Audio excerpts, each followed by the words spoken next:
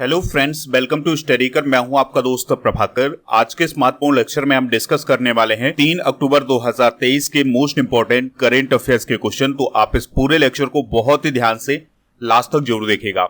आज का पहला और इंपॉर्टेंट क्वेश्चन है, जातीय गणना के आंकड़े जारी करने वाला पहला राज्य कौन बना है? आंसर हो जाएगा बिहार। तो दोस्तों, अभी हाल ही में बिहार सरकार के द्वारा जो जातीय गणना की गई थी उसके आंकड़े जारी किए गए हैं। तो ऐसा करने वाला बिहार पहला राज्य बना है। तो बिहार सरकार ने 2 अक्टूबर को जातीय गणना के आंकड़े जारी किए हैं। बिहार के अपर मुख्य सचिव हैं विवेक सिंह, तो उनके द्वारा ये जातीय गणना के आंकड़े पेश किए गए हैं। दोस्तों, बिहार जातीय गणना के आंकड़े जारी करने वाला पहला राज्य बना है, तो इस पॉइंट को आप जरूर नोट कर लीजिएगा। और ये जो आंकड़े जारी किए गए हैं इसमें यह बताया गया है कि पिछड़ा वर्ग 36.01% है, अन्य पिछड़ा वर्ग यानी ओबीसी 27.12% है बिहार राज्य में। इसके अलावा सबसे ज्यादा अगर हम जातियों में बात करें तो वो बिहार में 14.26% यादव हैं, ब्राह्मण 3.65% हैं, राजपूत यानी ठाकुर 3.45% हैं और सबसे कम 0.60% कायस्थ हैं। इसके अलावा प्रदेश की जनसंख्या में बिहार के बाहर रहने वालों की संख्या है 53,72,022। बिहार राज्य में रहने वालों की कुल जनसंख्या है 12,53,53,228।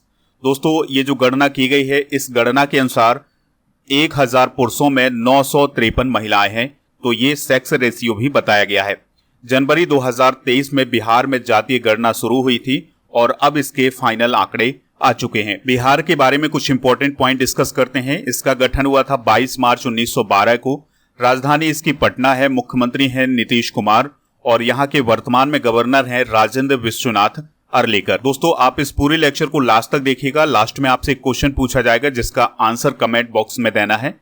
अगर आप चैनल पर पहली बार आए हैं तो सब्सक्राइब कर लें, बेल आइकन भी दबा लें जिससे आपको समय पर सबसे पहले नोटिफिकेशन मिल सकेगा। पीडीएफ के लिए आप हमारे टेलीग्राम चैनल को ज्वाइन कर लीजिएगा। आपको टेलीग्राम पर जाना है, स्टडीकर ऑफिशियल सर्च करना है तो हमारा चैनल मिल जाएगा और इस चैनल को ज्वाइन करना है तो आपको पीडीएफ भी मिल जाएगा। दोस्तों, अगर आपको लेक्चर पसंद आता है तो आप इसे लाइक करें, शेयर करें सभी दोस्तों को सभी सोशल मीडिया प्लेटफॉर्म पर। नेक्स्ट क्वेश्चन है, मेडिसिन में 2023 का नोबेल पुरस्कार किसे मिला है? आंसर हो जाएगा कैटलिन कारिको और ड्रू बीचमैन को। तो इन दोनों लोगों को संयुक्त रूप से 2023 का चिकित्सा का यानी मेडिसिन का नोबेल पुरस्कार मिला है। तो इस क्वेश्चन का जो राइट आंसर हो जाएगा वो हो जाएगा ऑप्शन नंबर सी। याद रखिएगा कि 2022 का जो मेडिसिन का नोबेल प्राइज था ये स्वंते पावो को मिला था। अब हम बात करते हैं 2023 के मेडिसिन की नोबेल पुरस्कार की। तो ये दिया गया है हंगरी की कैटलिन कारिको को और ड्रू बीचमैन को। तो ड्रू बीचमैन अमेरिका के हैं।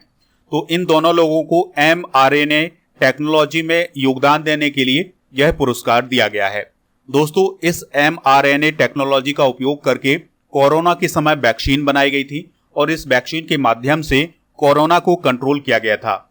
तो इसी योगदान के लिए इन दोनों लोगों को नोबेल पुरस्कार दिया गया है मेडिसिन के क्षेत्र में। दोस्तों, इस mRNA टेक्नोलॉजी का उपयोग करके फाइजर, बायोइनटेक और मॉडर्ना जैसी कंपनियों ने वैक्सीन बनाई थी और इस वैक्सीन के माध्यम से कोरोना को कंट्रोल किया गया था। बात कर लेते हैं कैटलिन कारिको की। तो ये हंगरी की हैं। इनका जन्म 17 अक्टूबर 1955 को हंगरी में हुआ था।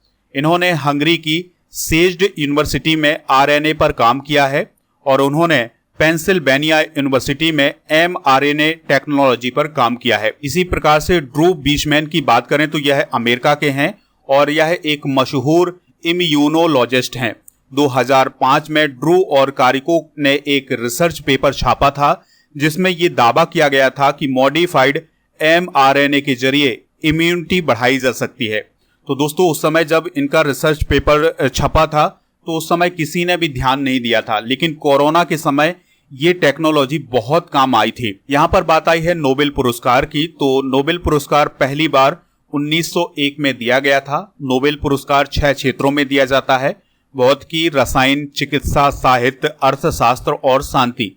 इसमें जो पुरस्कार राशि है वो है 11 मिलियन स्वीडिश मुद्रा क्राउन, यानी कि 8 करोड़ 10 लाख रुपए के बराबर इसमें पुरस्कार राशि दी जाती है। और यह जो पुरस्कार दिया जाता है ये अल्फ्रेड नोबेल के नाम पर दिया जाता है और अल्फ्रेड नोबेल ने ही डायनामाइट का आविष्कार किया था। दोस्तों, हर साल 10 दिसंबर को यह पुरस्कार प्रदान किए जाते हैं। शांति के नोबेल पुरस्कार को छोड़कर सभी पुरस्कार स्वीडन में दिए जाते हैं और जो शांति का नोबेल पुरस्कार है ये नॉर्वे में दिया जाता है। 1968 में अर्थशास्त्र के नोबेल पुरस्कार की स्थापना की गई थी। फिर इसके बाद 1969 में पहली बार अर्थशास्त्र में नोबेल पुरस्कार दिया गया था। नेक्स्ट क्वेश्चन है, नौसेना स्टाफ के उप प्रमुख कौन बने हैं? आंसर हो जाएगा तरुण सोबती। तो दोस्तों, वाइस एडमिरल तरुण सोबती ने नौसेना स्टाफ के उप प्रमुख के रूप में पद ग्रहण किया है। तरुण सोबती जी की बात करें तो वो नेविगेशन और डायरेक्शन विशेषज्ञ हैं। उन्हें अति विशिष्ट सेवा मेडल और विशिष्ट सेवा मेडल से भी सम्मानित किया गया है। उन्होंने वाइस एडमिरल संजय महेंद्रू का स्थान लिया है। बात करें अगर हम भारतीय नौसेना की, तो इसकी स्थापना 5 सितंबर 1612 में ईस्ट इंडिया कंपनी के समय हुई थी। फिर इसके बाद स्वतंत्रता के बाद 1950 में भारतीय नौसेना को पुनर्गठित किया गया था। दोस्तों, भारतीय नौसेना का जो आदर्श वाक्य है वो है सम नो वरुणः। नौसेना दिवस कब मनाया जाता है? 4 सितंबर को। नौसेना स्टाफ के प्रमुख कौन है? Admiral R Hari Kumar. अब हम रक्षा बलों के प्रमुख भी डिस्कस कर लेते हैं। जैसे वर्तमान में चीफ ऑफ डिफेंस स्टाफ कौन है? अनिल चौधरी। तो ये भारत के दूसरे चीफ ऑफ डिफेंस स्टाफ हैं।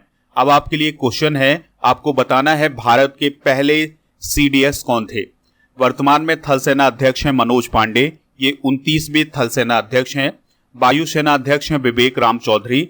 नौसेना अध्यक्ष हैं आर हरि कुमार। तटरक्षक बल के महानिदेशक हैं राकेश पाल। एनसीसी के महानिदेशक हैं गुरबील पाल सिंह और सेना के इंजीनियर इन चीफ हैं अरविंद बालिया।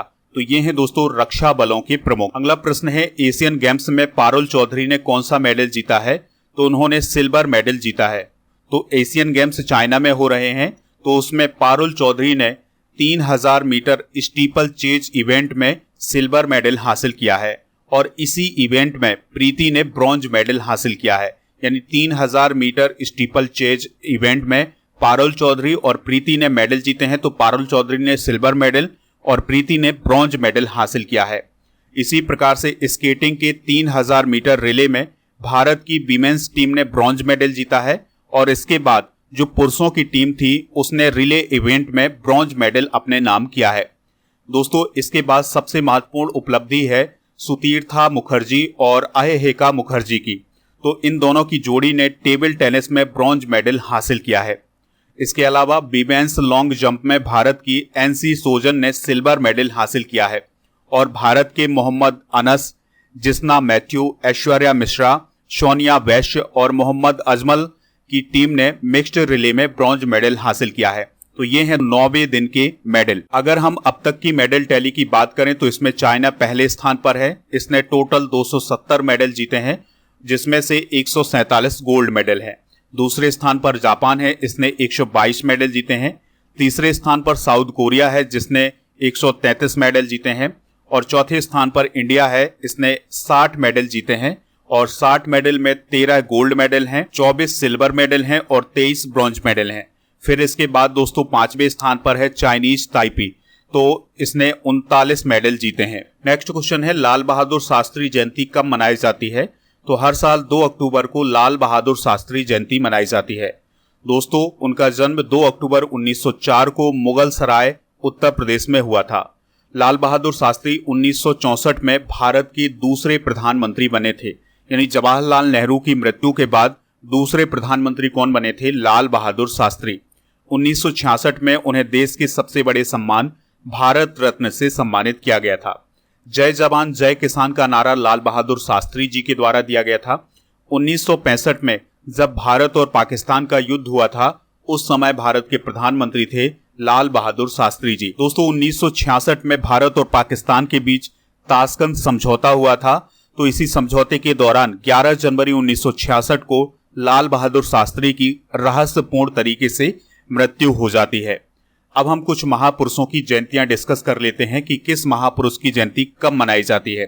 स्वामी विवेकानंद जी की जयंती 12 जनवरी को, सुभाष चंद्र बोस की 23 जनवरी को, लाला लाजपत राय की जयंती 28 जनवरी को, सरोजिनी नायडू की 13 जनवरी को, रामकृष्ण परमहंस की 20 जनवरी को, सीवी रमन की 28 फरवरी को, डॉक्टर BR अम्बेडकर की 14 अप्रैल को, रविन्द्रनाथ टैगोर की जयंती मनाई जाती है 7 मई को। इसके अलावा छत्रपति शिवाजी महाराज की जयंती 12 मई को, वीर सावरकर की 28 मई को, बाल गंगाधर तिलक की 23 जुलाई को, राजीव गांधी की 20 अगस्त को, डॉक्टर सर्वपल्ली राधाकृष्णन की जयंती मनाई जाती है 5 सितंबर को, महात्मा गांधी की 2 अक्टूबर को, डॉक्टर APJ अब्दुल कलाम की जयंती मनाई जाती है 15 अक्टूबर को, सरदार वल्लभ भाई पटेल की जयंती मनाई जाती है 31 अक्टूबर को। इसके अलावा जवाहरलाल नेहरू की जयंती मनाई जाती है 14 नवंबर को, इंदिरा गांधी की जयंती 19 नवंबर को और अटल बिहारी वाजपेयी की जयंती 25 सितंबर को मनाई जाती है। अगला क्वेश्चन है, अश्विन दानी का निधन हो गया है, वह किस कंपनी की सह संस्थापक थे? आंसर हो जाएगा एशियन पेंट्स। तो एशियन पेंट्स के को फाउंडर और गैर कार्यकारी निदेशक अश्विन दानी का अभी हाल ही में निधन हो गया है। अश्विन दानी 1968 में एशियन पेंट्स में शामिल हुए थे। अगर हम बात करें दोस्तों एशियन पेंट्स लिमिटेड की, तो यह एक भारतीय बहुराष्ट्रीय पेंट कंपनी है। इसकी स्थापना 1 फरवरी 1942 को हुई थी। मुख्यालय इसका मुंबई में है और इस कंपनी के द्वारा पेंट, कोटिंग्स और घरेलू सजावट के प्रोडक्ट बनाए जाते हैं। अगला क्वेश्चन है, पीएम मोदी ने किस राज्य में सरक्का केंद्रीय जनजातीय विश्वविद्यालय बनाए जाने की घोषणा की है? आंसर हो जाएगा तेलंगाना। तो अभी पीएम मोदी जी तेलंगाना के दौरे पर थे, तो उन्होंने मुलुगु में सरक्का केंद्रीय जनजातीय विश्वविद्यालय बनाए जाने की घोषणा की है और इस विश्वविद्यालय के लिए 900 करोड़ रुपए खर्च किए जाएंगे। दोस्तों इसके अलावा पीएम नरेंद्र मोदी जी ने तेलंगाना दौरे के अवसर पर राष्ट्रीय हल्दी बोर्ड के गठन की भी घोषणा की है। यानी उनका कहना यह था कि तेलंगाना में राष्ट्रीय हल्दी बोर्ड भी बनाया जाएगा। पीएम मोदी ने तेलंगाना में 13,500 करोड़ रुपए से अधिक की कई विकास परियोजनाओं की आधारशिला भी रखी है। बात करते हैं तेलंगाना की, तो तेलंगाना की स्थापना हुई थी 2 जून 2014 को। राजधानी इसकी हैदराबाद है। राज्यपाल हैं तमिलिसाई सौंदरराजन। मुख्यमंत्री हैं के चंद्रशेखर राव। विधान परिषद की 40 सीटें हैं, विधानसभा की 119 सीटें हैं, राज्यसभा की 7 सीटें हैं और लोकसभा की 17 सीटें हैं। अगला प्रश्न है, किस राज्य के उल्किया में फूड पार्क का उद्घाटन किया गया है? आंसर हो जाएगा छत्तीसगढ़। तो दोस्तों छत्तीसगढ़ के मुख्यमंत्री भूपेश बघेल और खाद्य मंत्री अमरजीत भगत के प्रयासों से सरगुजा अंबिकापुर जिले के सीतापुर विकासखंड के ग्राम उल्किया में प्रथम फूड पार्क का उद्घाटन किया गया है। इस नए फूड पार्क की स्थापना के लिए राज्य सरकार ने 6 करोड़ 27 लाख रुपए आवंटित किए हैं। तो अब यहाँ पर बात आती है फूड पार्क की। तो फूड पार्क क्या होता है? तो फूड पार्क ऐसा स्थान होता है जहां पर खाद्य सामग्री को संरक्षित किया जाता है, उसको बचाया जाता है। जैसे अगर हम बात करें फलों की, तो फलों को बचाने के लिए जो उसके लिए बेहतर उपाय किए जा सकते हैं वो वहां पर किए जाएंगे और फलों को, सब्जियों को बचाने का प्रयास किया जाएगा। इसके अलावा जो अनाज है उसको भी बचाने का प्रयास किया जाएगा। तो ऐसी बहुत सारी सुविधाएं होती हैं इस फूड पार्क में। बात आई है छत्तीसगढ़ की, तो इसकी स्थापना 1 नवंबर सन 2000 को हुई थी। ये मध्य प्रदेश से अलग हुआ था। राजधानी इसकी रायपुर है। राज्यपाल हैं विश्वभूषण हरिचंदन। मुख्यमंत्री हैं भूपेश बघेल। उप मुख्यमंत्री हैं TS सिंहदेव। यहाँ पर विधानसभा की 90 सीटें हैं, राज्यसभा की 5 सीटें हैं और लोकसभा की 11 सीटें हैं। नेक्स्ट क्वेश्चन है, किस केंद्र शासित प्रदेश ने 100% ODF प्लस मॉडल का दर्जा हासिल किया है? आंसर हो जाएगा जम्मू कश्मीर। तो दोस्तों केंद्र शासित प्रदेश जम्मू और कश्मीर के 20 जिलों के 285 ब्लॉकों के 6,650 गांवों ने ODF प्लस का दर्जा हासिल किया है। इसी प्रकार से अभी हाल ही में उत्तर प्रदेश के 95,767 गांवों ने ODF प्लस का दर्जा हासिल किया था। ODF का फुल फॉर्म क्या होता है ये भी आप नोट कर लीजिएगा। ODF का फुल फॉर्म होता है open defection free. ODF plus गांव का दर्जा किसे मिलता है, चलिए इसको समझते हैं। तो वह गांव जिसमें ठोस और तरल अपशिष्ट का प्रबंधन किया जाता है। इसके अलावा उस गांव में खुले में शौच से मुक्त की स्थिति बनी हुई हो तो उस गांव को ODF प्लस का दर्जा दिया जाता है। आज तक देश भर में 4.4 लाख गांवों ने अपने आप को ODF प्लस गांव घोषित किया है। आज का अंतिम प्रश्न है, अंतर्राष्ट्रीय वृद्धजन दिवस 2023 कब मनाया गया है? तो 1 अक्टूबर को अंतर्राष्ट्रीय वृद्धजन दिवस मनाया गया है। तो दोस्तों यह दिवस हर साल 1 अक्टूबर को ही मनाया जाता है और इस दिवस को मनाने का उद्देश्य है कि जो हमारे वरिष्ठ नागरिक होते हैं, यानी जो हमारे बुजुर्ग लोग होते हैं, उनके योगदान को याद करना। 2023 की थीम है fulfilling the promises of the universal declaration of human rights for older person across generations. तो ये थीम भी आप नोट कर लीजिएगा। चलिए दोस्तों, अब हम कल के करंट अफेयर्स को रिवाइज करते हैं, फिर इसके बाद जनरल नॉलेज के पिटारे को डिस्कस करेंगे। लास्ट में आपसे एक क्वेश्चन पूछेंगे जिसका आंसर कमेंट बॉक्स में देना है। तो कल का पहला क्वेश्चन था एशियन गेम्स 2023 में अविनाश साबले ने कौन सा मेडल जीता है? Gold medal. मोहम्मद मुइज्जू किस देश के राष्ट्रपति बने हैं? मालदीव के। अंतर्राष्ट्रीय अहिंसा दिवस कब मनाया जाता है? 2 अक्टूबर को। संकल्प सप्ताह कब से कब तक मनाया जाएगा? 3 से 9 अक्टूबर तक। विधि आयोग ने सरकार को पॉक्सो अधिनियम के तहत सहमति की उम्र कितने वर्ष बरकरार रखने की सिफारिश की है? 18 वर्ष। तिरके स्कूली की शुरुआत किस राज्य में की गई है? केरल में। नासा के अंतरिक्ष यात्री फ्रैंक रूबियो अंतरिक्ष से कितने दिनों के बाद पृथ्वी पर वापस आए हैं? 371 दिनों के बाद। शस्त्र रामानुजन पुरस्कार से किसे सम्मानित किया गया है? रोई किशियांग झांग को। भारतीय विज्ञापन मानक परिषद के अध्यक्ष कौन बने हैं? सौगत गुप्ता। माइकल गैम्बॉन का निधन हो गया है, वह कौन थे? तो वह एक एक्टर थे। दोस्तों, आज के जनरल नॉलेज के पिटारे में हम डिस्कस करेंगे विश्व की प्रमुख जनजातियां और उनके क्षेत्र को, जैसे एस्कीमो जनजाति कनाडा में, बुशमैन कालाहारी मरुस्थल में पाई जाती है, गाडचो उरुग्वे में, नीग्रो अफ्रीका में, बोरो ब्राजील में, रेड इंडियन उत्तरी अमेरिका में, माओरी न्यूजीलैंड में, पिग्मीज कांगो बैसिन में और बैदास श्रीलंका में और खिरगीज जनजाति मध्य एशिया में पाई जाती है। तो ये हैं विश्व की प्रमुख जनजातियां। दोस्तों, कल के करंट अफेयर्स में जो क्वेश्चन पूछा गया था उसका आंसर था मालदीव। तो सभी लोगों ने इसका आंसर मालदीव दिया हुआ है। इसी प्रकार से दोस्तों, आपसे जो क्वेश्चन पूछा जाए उसका आंसर आप कमेंट बॉक्स में जरूर बताइएगा। तो आज का क्वेश्चन है नोबेल पुरस्कार पहली बार कब दिया गया था? जो भी इसका राइट आंसर हो कमेंट बॉक्स में जरूर बताएं, हमें इंतजार रहेगा आपके आंसर का। मिलते हैं नेक्स्ट लेक्चर में, तब तक के लिए जय हिंद,